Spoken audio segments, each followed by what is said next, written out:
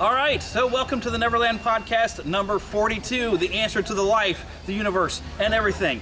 Don't panic, I brought my towel. Welcome to Neverland. Take a start to the right and straight on until morning. Neverland.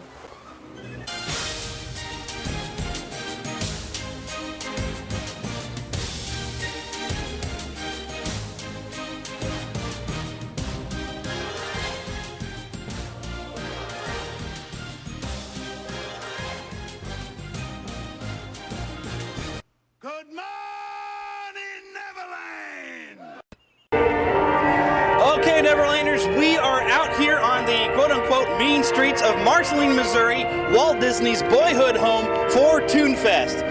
We're going to be covering all kinds and having all kinds of fun we told you about last week. We're going to start here with the parade coming right down Main Street.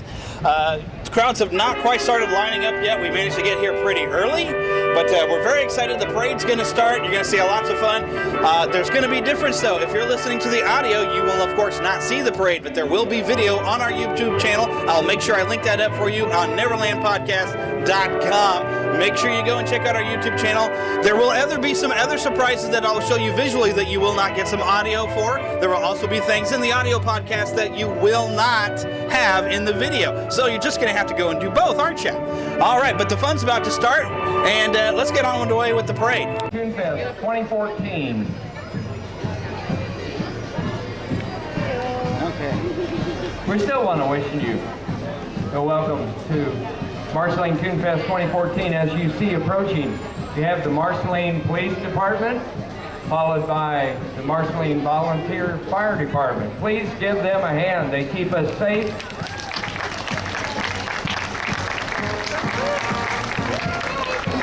Right behind the police vehicle, you'll notice the Marceline Color Guard.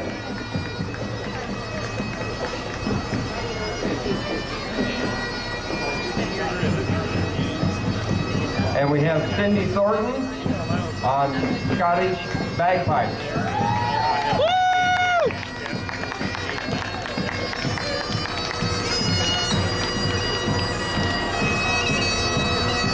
We seem to have a vehicle here that has some type of indication of some type of possible tiger action. Go Tigers!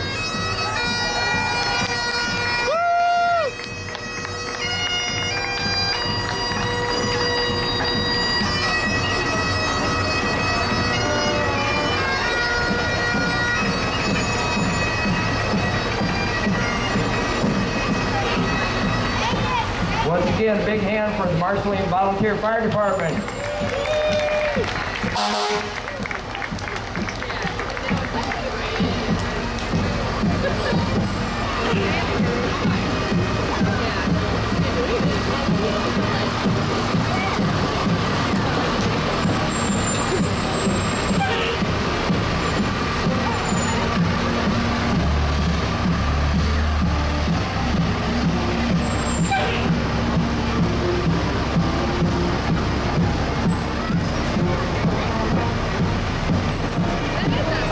Please give a hand to the Marceline Marching Tiger Band.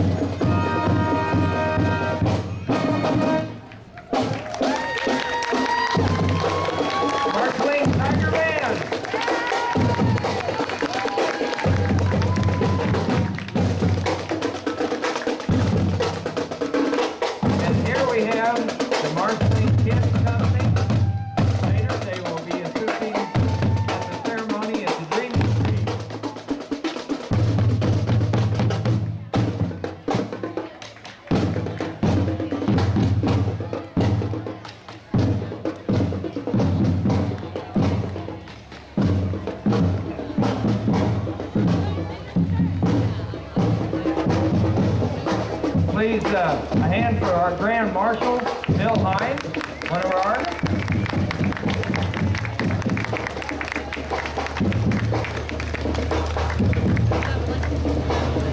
Another one of our Grand Marshals, Eddie Pickett, and family.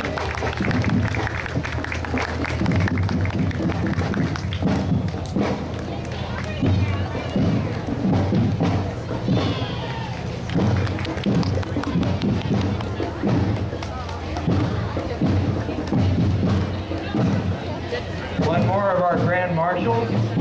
Please give a hand for Guy Gilchrist.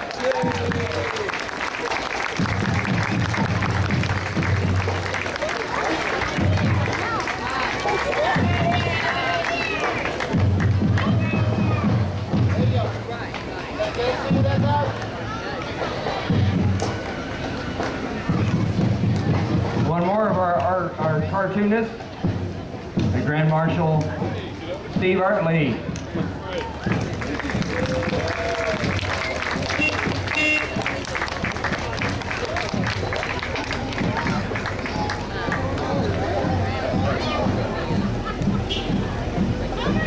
And please give another applause, one of our Grand Marshals, one of our artists, Hillary Price.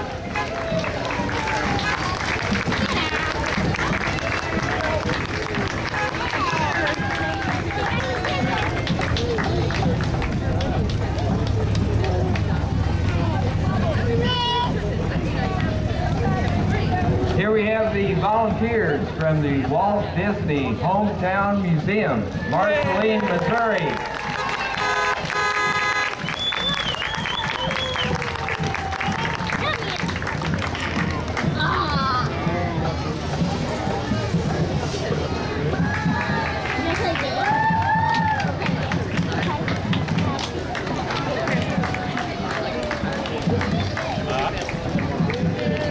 Here is Miss Missouri, Callie Barnett.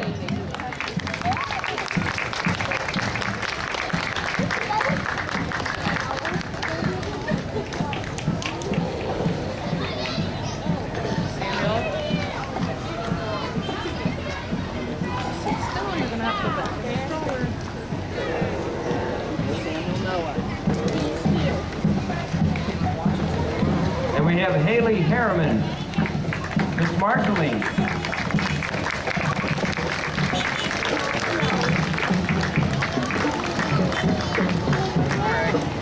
Here we have the Tri-County Shriners.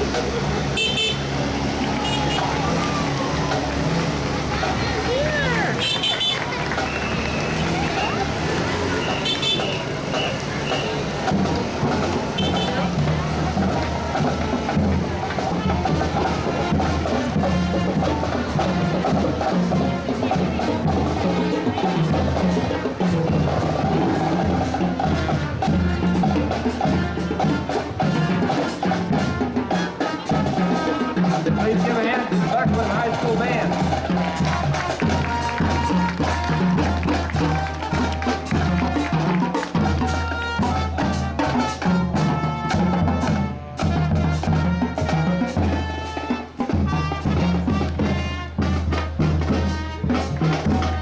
Here we have a bunch of princesses getting ready for their princess tea.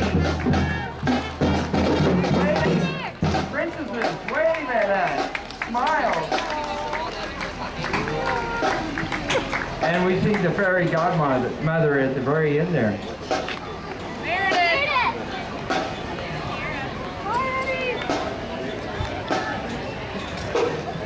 And here we have more princesses.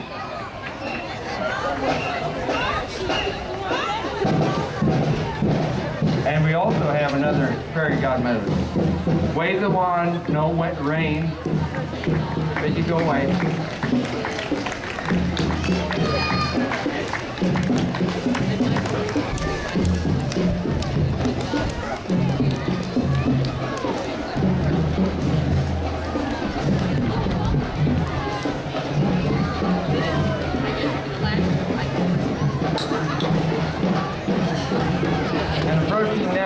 Pirates of the Muddy Pearl featuring Captain Jack.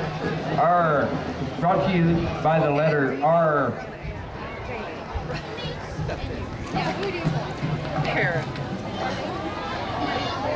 He informed me that there were some pictures he was looking at that he was charging $5 for, but if you look at him, if you look with just one eye, it's $2.50.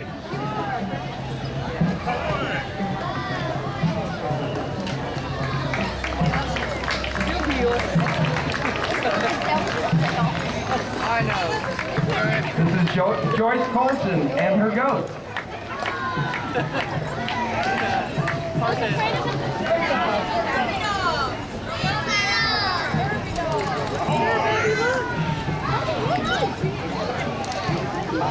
Veronica is the name of the goat. Veronica Lucas is the little girl, not the goat. Miss Missouri Outdoors, Sierra Birch. Miss Missouri Outdoors 2014-2015, Mackenzie Eastwald.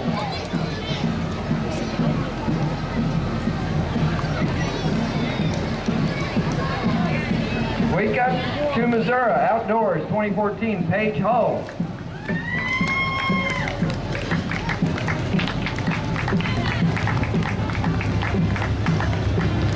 Dakota Inman, Miss Missouri Outdoors Tourism. And Tina Inman, Miss Stars of the Universe USA.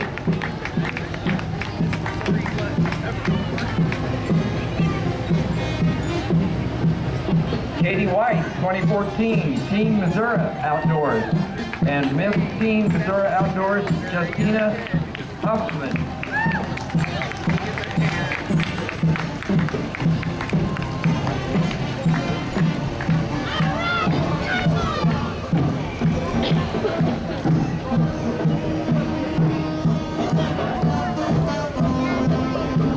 Here comes the Meatville Band.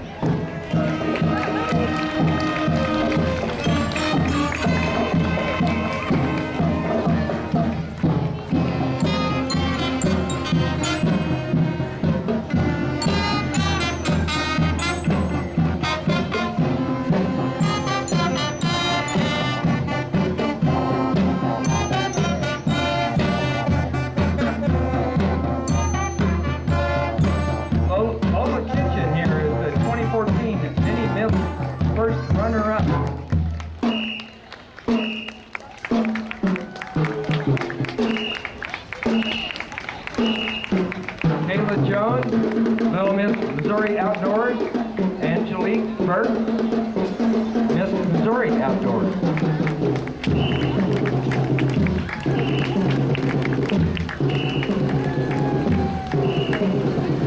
Here we have Amy Blessing, Mrs. Missouri Outdoors. And followed by Junior Miss Marceline 2014, Caitlin Cup.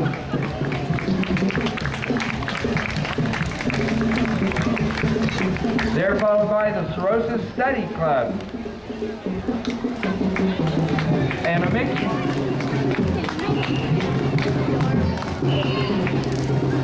Here's Ronald Bradford, the flamenco guitarist.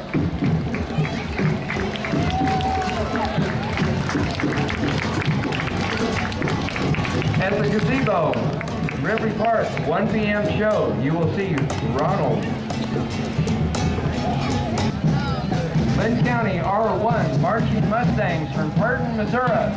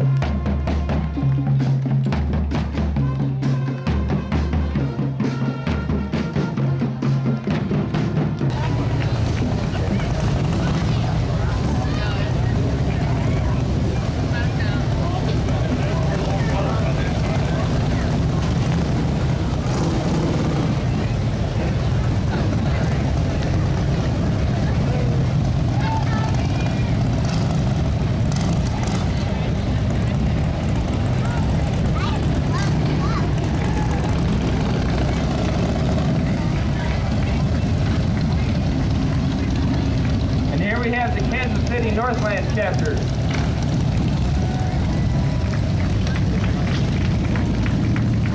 Looks like we have a bunch of Harleys.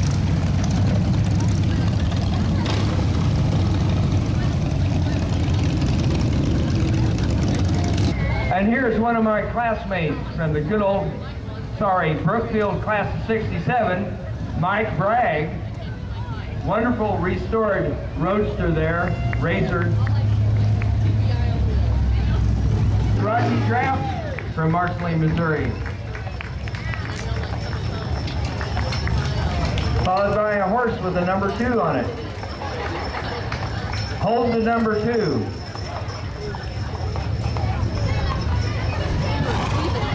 Issue a very special thank you to our 2014 ToonFest headliners, Steve Artley. Please, yeah. You're an artist and you're a silly person. Okay, there we go.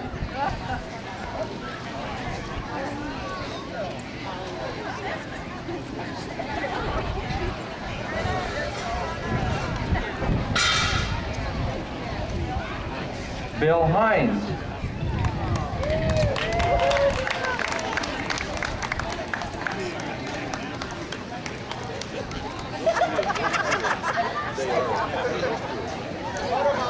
Yeah, photobomb.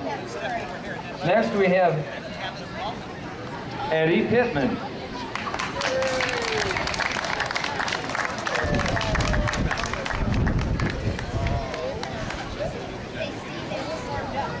Next, all the way from Massachusetts, Hillary Price.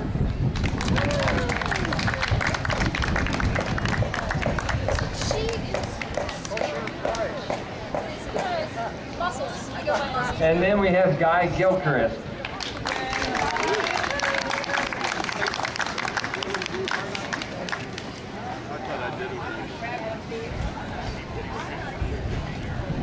And now to our wonderful ToonFest supporters, first of which is Paul Fell.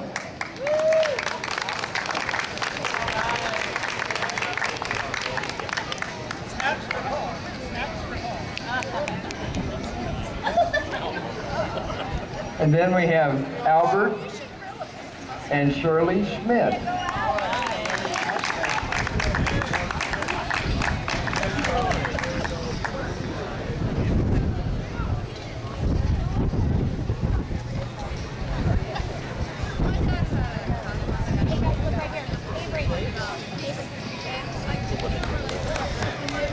And then we have Albert Yoakum, the president of the Marceline Chamber of Commerce.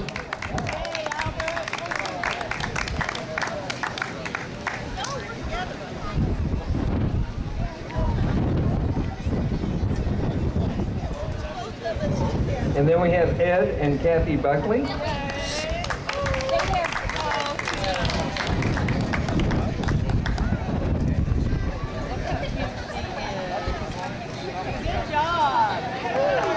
Next we have Hazel Zurcher Knudsen.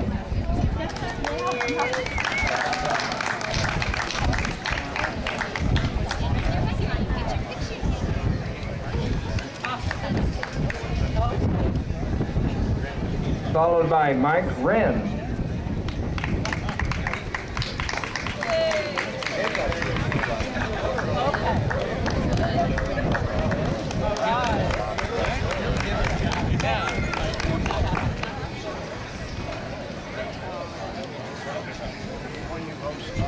And then Tom Thornton.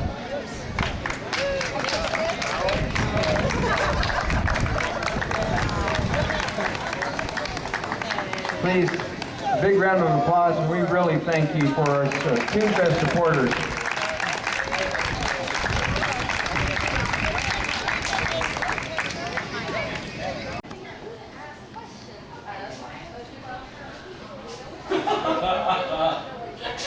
Hi. I'll go ahead and point out to all the Neverlanders that this here is Eddie Pittman. Hi. And we'll be watching his symposium here, but he's checking out some of the artwork here in the ToonFest office. You'll get to hear all about him in a little bit. It's going to be awesome. For anyone who didn't catch the announcement on last week's show when I was talking to Kay on what this guy does, you're going to love it. So I'm going to get some shots of this stuff for now and here. need those. And find out when your talk is, so I know. It's at, well, we're going to lunch right now. Okay? I'm trying to get this stuff.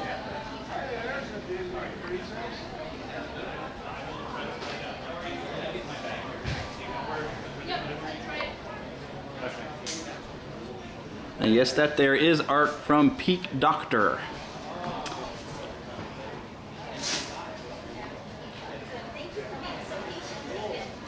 I should probably get a close up of that and take a photo.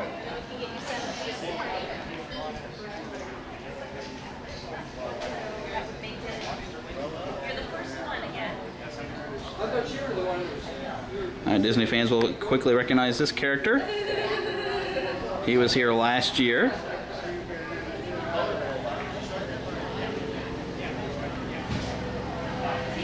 That would be Steven Silver, of course, who designed Kim Possible. And now there is a hidden Mickey on this picture. I'll give you time to find it. It's right there. Kellogg's Cereal Cartoon Contest. His career has been downhill ever since. He began his animation career with Walt Disney feature animation in Florida, working on Mulan, Tarzan, Fantasia 2000, The Emperor's New Groove, and Lilo and Stitch. He is also the creator of a wonderful webcomic that you need to see for yourself online called Red's Planet. And he'll talk a little bit about Red's Planet today. Currently, he is a writer and story artist for the Disney TV hit series Phineas and Ferb. Please welcome Eddie Pickett.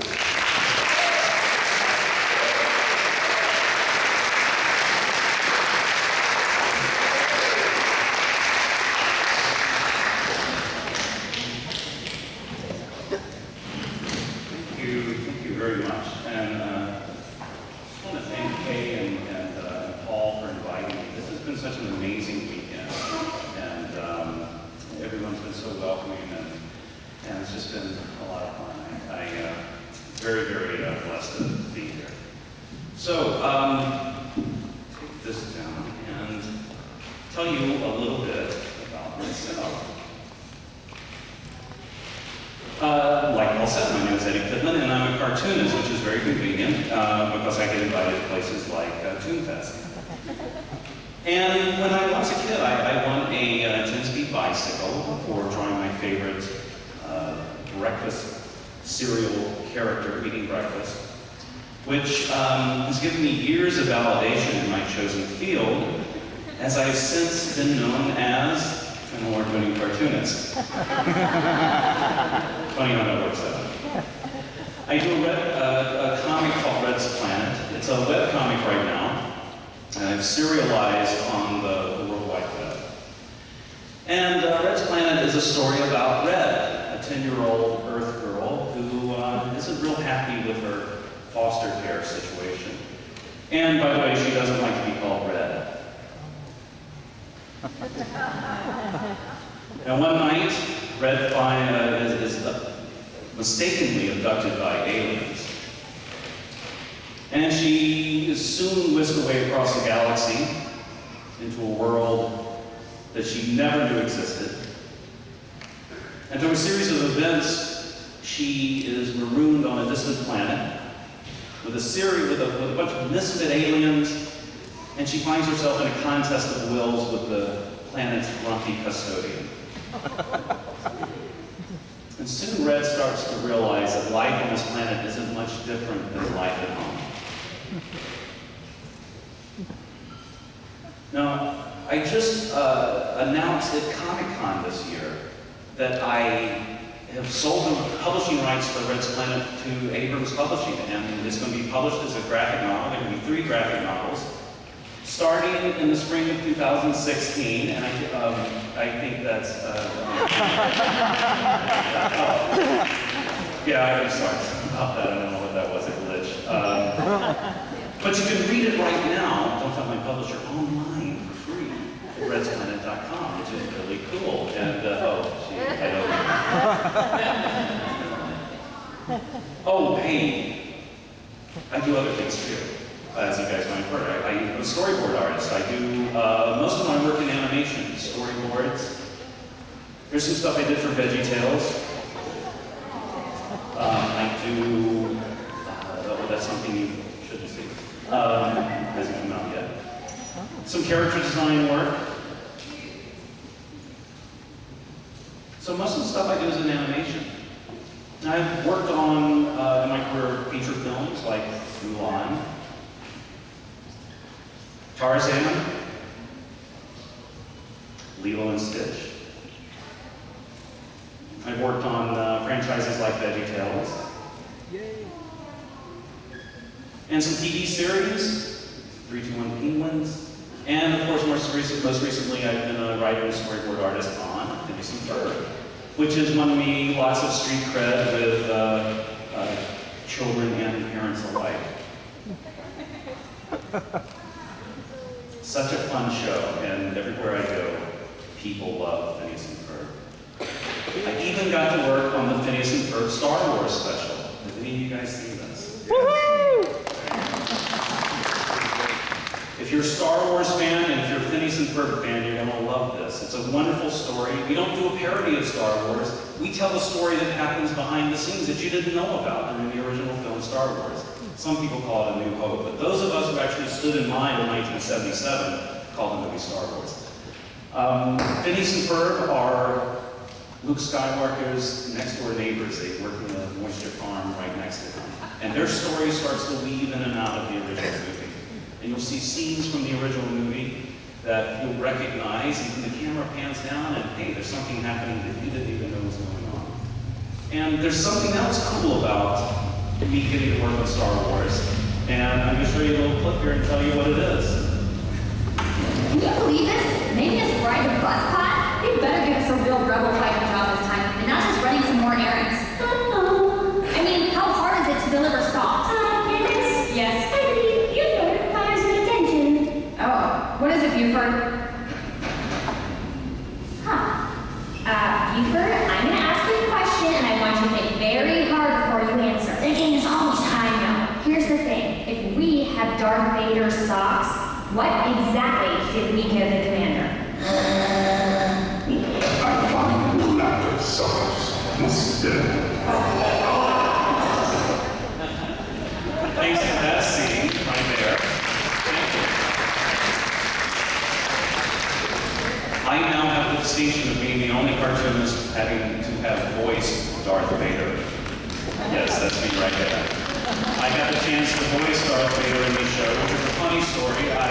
I did the temporary dialogue for the show, and didn't think anything about it. And about 6 months later, I got a call from the producer of the show and said, "Oh, by the way, we're going to use you as Darth Vader's voice."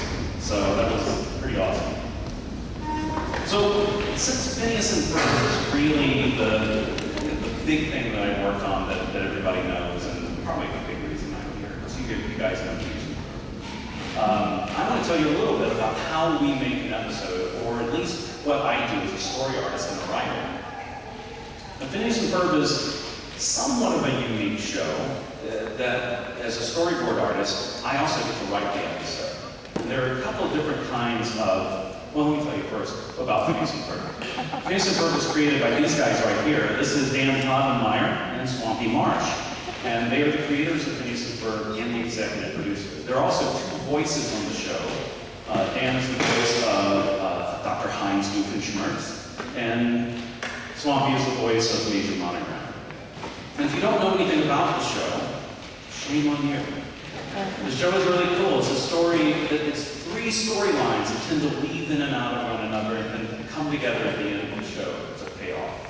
And it's the story of Phineas and Ferb, 2 brothers who, on their summer vacation, every day want to do something really cool. And they're geniuses. They build roller coasters and rockets to the moon and all kinds of stuff. Their sister Candace, not so crazy about it. She wants to bust them and tell Mom what's going on. Mom never gets to see the cool stuff that Phineas and Ferb are making. And while all this is going on, their pet platypus turns out to be a special agent that no one knows about, and he's fighting his nemesis, Dr. Doofenshmirtz. And it's a crazy story. It's a lot of fun and some brilliant stuff. This is the crew standing outside of the Disney Animation Building, the building that Walt built right after Snow White on the Burbank lot, which has nothing to do with animation anymore. We don't work at it anymore, but we're having a screening of the Star Wars episode. And yes, that's me back there. You can always spot me by my forehead. So a little bit about the show. There are two kinds of TV shows, TV animation shows. One is script-driven, and the other is storyboard-driven. Then the script-driven show is a show like The Simpsons or My Little Pony, where a team of writers write scripts, and then it's handed to the storyboard artist, who develop the visuals of the story based on that script. And there's not really any changes that are made after that in the story. The storyboard-driven shows like Adventure Time and Phineas and Ferb, are shows that are written and storyboarded by the same team. So the writers of the show are artists as well. And this is great because this is in the tradition that Walt started when the story artist actually created the story. It's a lot more spontaneous. I think the results can be a lot more dynamic. I think the timing of the shows are better. The executives don't like it as much because it's harder to know what's going to happen, and it's a little more expensive. You can obviously have great shows using both. I mean, My Little Pony and The Simpsons are brilliant shows. But Dan Puffermeyer and Swampy Marsh were very adamant about having a storyboard-driven show. Now, we do have a team of writers. Our writers sit in a room and come up with ideas for episodes, and they will write a synopsis of an episode.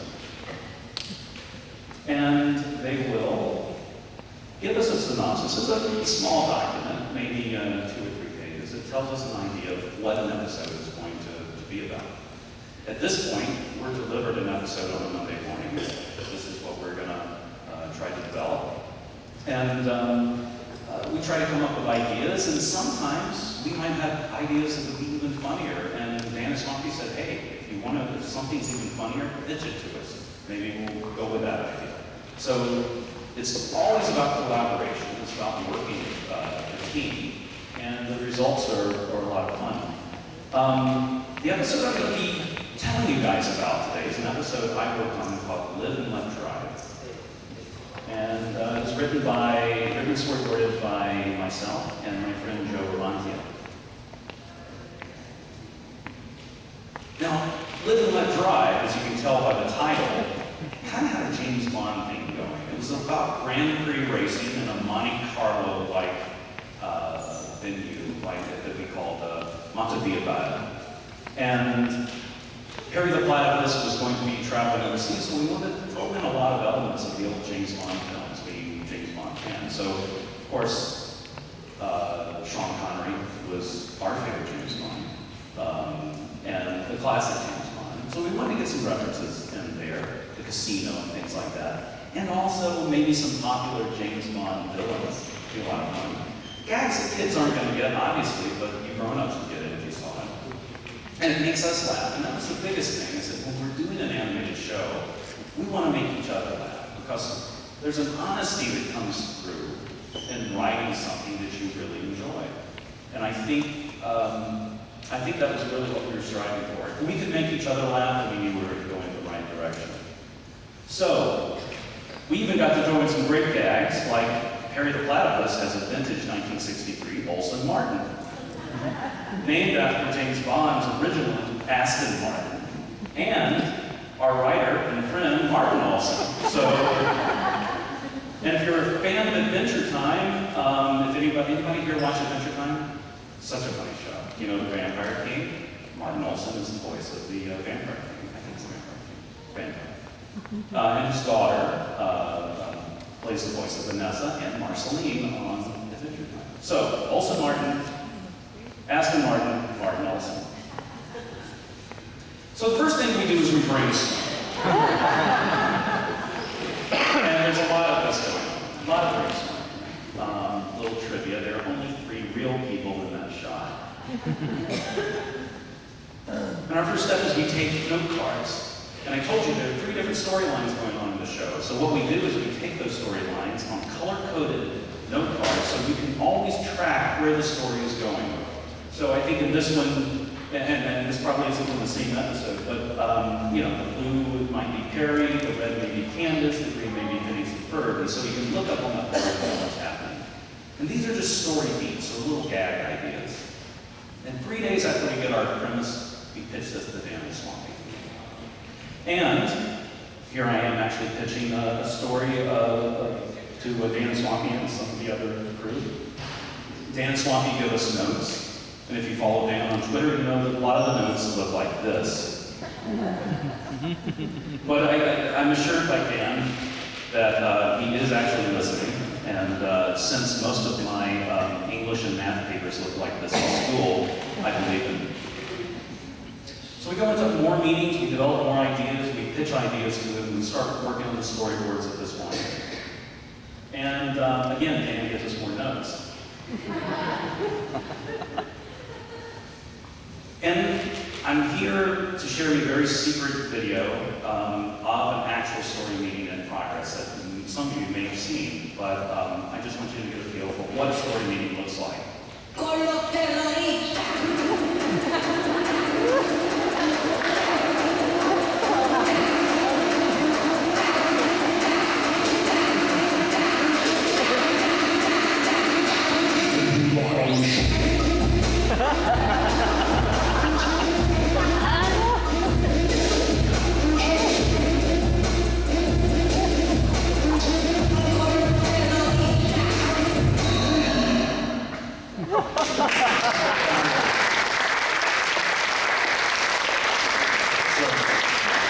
So the big guy with the Elvis hair and beard dancing there is Mike Bell, who's a storyboard artist and a voice actor as well. He does a tremendous talent. And if you were wondering if I was in there, yes, I was. Me right there. My daughter's Halloween costume made it to a mask. So, when we've worked on the story about 4 weeks, we come up with what we hope is going to be the final idea. And we pitch the show to our executives, as Dan and Swampy, in a pitch room here, which looks more like a board meeting room. But and we try to do the voices of the characters and give the feel of what the show's going to look like the best we can. So what I'm going to do for you right now is pitch a scene from Live and Let Drive. And then we're going to take a look at how it ended up in editorial, and then what the final looks like. So, Live and Let Drive. And in this scene we open up, and it's this black screen, and this dot comes in like a James Bond episode. And Perry walks out, jumps up, puts on his hat, Agent P, and the green goo goes down, and it opens wide, and we see a big jet plane flying over. And we hear the jets, and we pan down, and there's nothing, and then another plane comes in, converts into the 1963 Olsen Martin, and it's Perry Platypus. He drives through the hills of Montevilla Bad, beautiful Mediterranean landscape. We cut in close, and there's Perry driving, and a little radio there on the dashboard opens up a little video screen, and it's Major Monram. Agent P, situation is more dire than I thought. Doofenshmirtz may be planning to sabotage the car of the world-famous striker, of course, household name, Paolo Vanity. You'll have to find Doofenshmirtz at the Trade Chic Hotel of the Uberschwing, courtesy of his ex-wife's frequent travel points.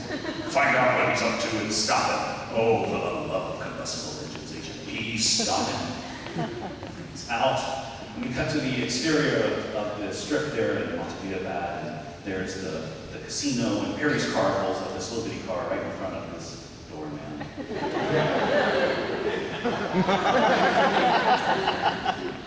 It's over to reach the door. Oh, back.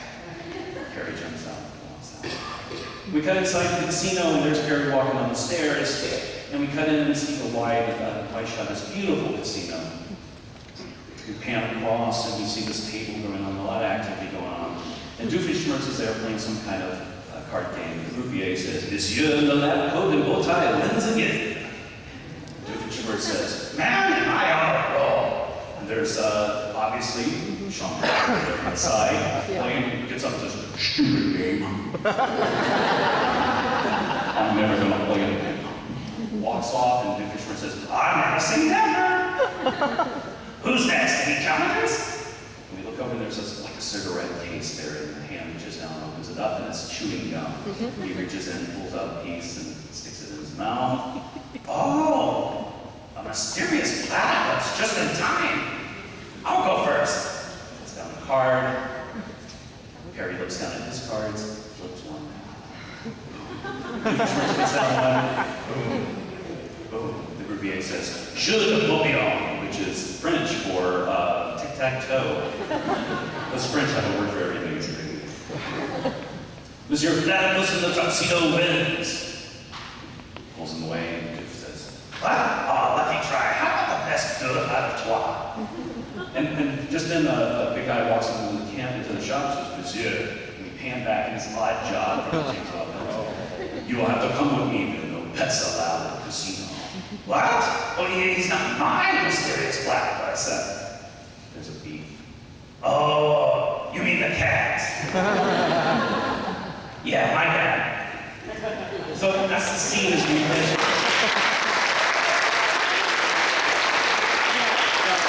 So the funny thing about pitching in a room with the guys who actually do the voices is a little intimidating. But everybody had their own Dr. Doofenshmirtz impression. And some were good, and some were bad, and it was just across the board. But it's always funny that you can sometimes get more laughs from the way people present than the actual story itself. But at this point, we finish up the story, we clean up our boards for 2 weeks, and it gets taken to editorial, where the editor and the director assemble it into an animatic. It kind of has the feel of what the final is going to be. They put in some temporary dialogue, temporary voices, and also temporary music and sound effects, and get a feel for what it's going to be. So when you see this, you'll notice it's a little bit different. Some things got cut, some things got changed. So I'll let you take a look.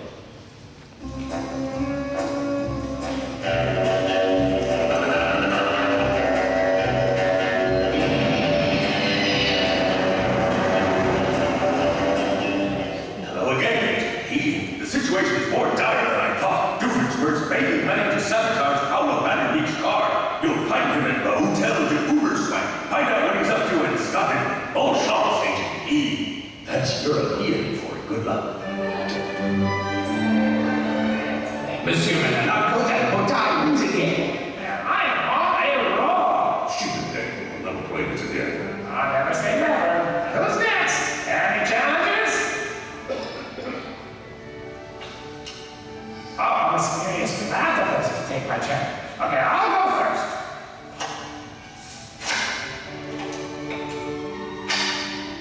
Monsieur de Papillon, Monsieur Platypus in the tuxedo wing. What? How about the best deux out of trois? Monsieur, you will have to come with me. There are no pets allowed in the casino. What? He's not my mysterious platypus. Oh, you mean the cat? Yeah, my bad.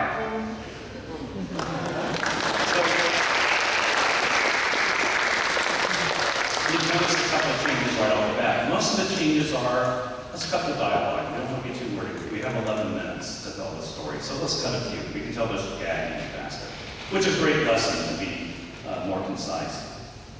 Now, other things that you'll notice is James Bond isn't in it. Sean Connery's gone. My wonderful caricature of the style of, Phineas and Ferb. James Bond is gone. And Oddjob doesn't have his hat. Well, there are powers that be who decide if we may get into legal trouble here and there, and they decided that maybe we shouldn't do James Bond. So we put in a character that we've used before, Agent 000, and they removed the hat from Oddjob. And I kind of feel like it diminishes the gag a little bit, but I think the final works out pretty good. But you'll notice, so it's much tighter. It still works. It's still funny. There's even some funnier gags. I think the bon chance European for good luck is a great gag. At this point, we're kind of done, and it gets hacked up. The storyboards are printed out. Backgrounds get drawn out. Characters get drawn out. And everything gets shipped overseas to a studio in another country. And it gets animated there, and it comes back a year later, and you get the final. So what I'm going to show you next is the actual final off of the Disney XD video, and you will see what it looks like.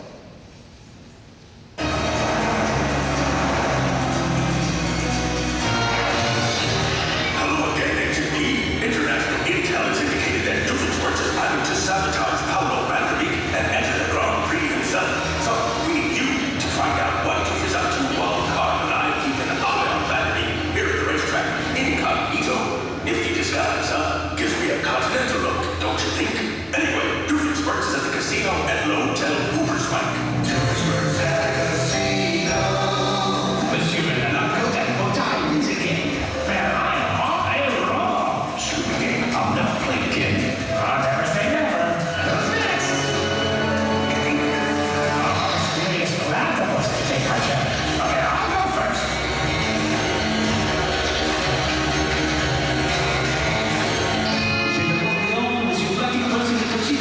What? Monsieur, there are no pets allowed in the casino. What? It's not my mysterious glass. I didn't bring it in here. I just... Oh, you mean the cat? Yeah, my bad. There it is.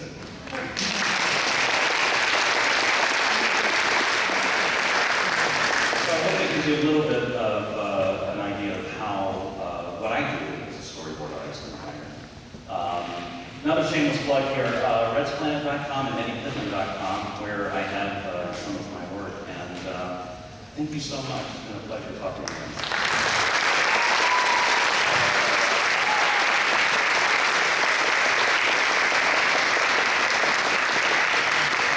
All right, well, it's time for us to go home.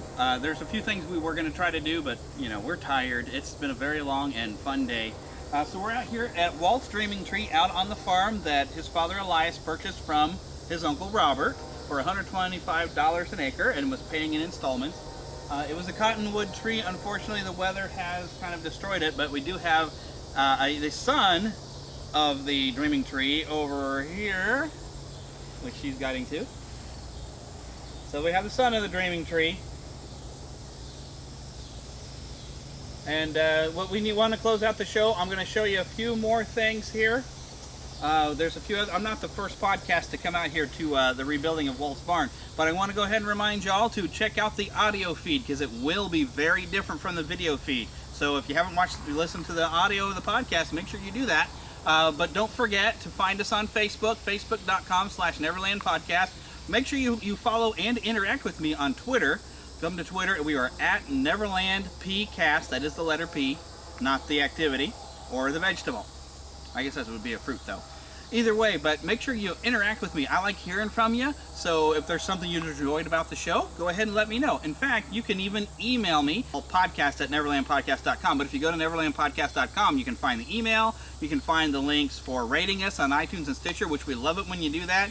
And coming soon, there are prizes. I've hinted at a few things that could be some potential prizes. I do have something I've picked up here that will be made available to you as a prize. And all you're really going to have to do is rating us on iTunes and Stitcher, sharing the links to the podcast on Facebook, retweeting my tweets on Twitter about the podcast, and spreading the word to get more people interested. So doing things like that, if you keep doing that, you'll never know when you find out that those activities are actually going to get you something really cool that I picked up that I'm going to keep as a surprise for now. We do have a voicemail line. If you go to the website, you can find that because I don't have our phone number memorized. So go to the website, check it out. Also, we're working on a new news feed page. So if you'll go to the website and you'll see a section that says news. I haven't put any articles on there yet, but we're going to. I'm going to open that up to where Lost Boy Jesse will be able to write some articles. Maybe some of the other of us are going to write some articles, but it's all coming. But now, I want to take you inside a rebuilt of Walt's old barn where he used to go and do like little circus acts with his sister. Him and his sister Ruth used to play. Ruth and him used to sit out here, and Walt would draw animals and everything, and it was like having stories for Ruth because he would always spend his time with Ruth while his brother Roy and his dad would be out working in the fields, which you heard about in the audio stream, but you would not have seen in the video when I was talking to Inez, the mother of Kay, who we spoke with last week. It's on the audio feed, so if you're seeing this video, make sure you go find the audio feed, subscribe through iTunes and Stitcher, the Neverland Podcast. Let's go inside the barn. Okay, so apparently Patrick Hurd was here at one point from Window to the Magic and wrote very largely that Window to the Magic was here. I am going to follow suit, and I'm going to add my name somewhere. My name is here already. I'm going to have to add our podcast on here too, if I can find space, or if I can find where I've signed my name. And here's apparently where Lou Mongello was here at some point back in 2005, but he didn't write his name. He just wrote WDW Radio, apparently. Very strange. Alright, there you go. Okay, so there's me, where I signed last year, right next to the Window of the Magic. I'm going to put a comma and put 14. So I'm here again. And I'm going to try to write up here. There we go. And point it down at my name. It's hard to write that way.